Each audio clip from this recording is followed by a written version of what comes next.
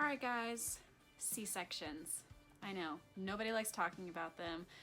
Ugh, I hesitate to even mention them, but I don't mention C-sections because I think you're gonna have one or because I think that everybody should have one. None of that. I'm talking about C-sections because I believe that sometimes they are necessary, and it can be hard to pick up the pieces afterwards, especially if that was the opposite of your plan. If you were planning a natural home birth that turned into a C-section, that can be devastating and sometimes traumatizing too. So I just want to go over some details with you to make sure that no matter what birth outcome you have, that you will be prepared for whatever comes. Now, the truth about C-sections is they are too common in our society.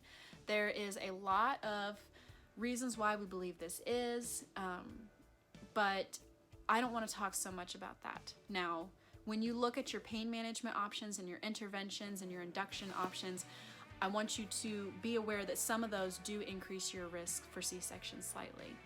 But there's a whole lot of other factors that come into play, and some of those are completely out of your control. Sometimes baby just won't move down no matter what we do. Sometimes babies get stuck. Sometimes baby are coming in backwards, and care providers may not be qualified to deliver a breech baby where you are delivering. There's lots of things that can come into play.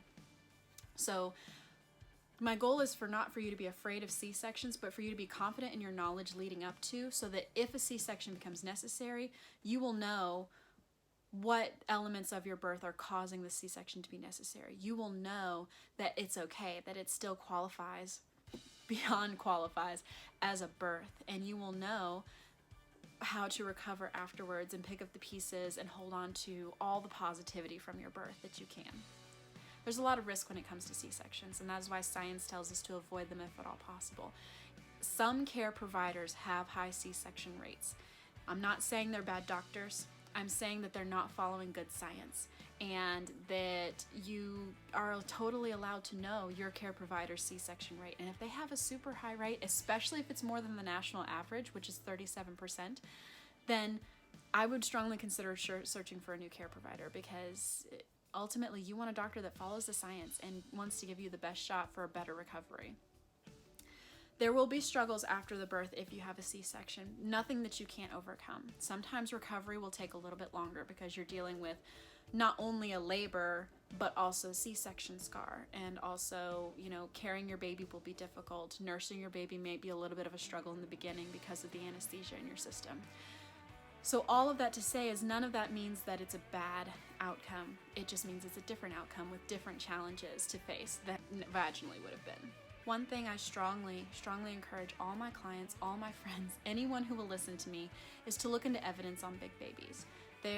That is one of the more common reasons for women to receive C-sections, and also one of the more common reasons for women to receive earlier inductions, because doctors believe their babies are getting too big. Unfortunately, science doesn't back that claim very well.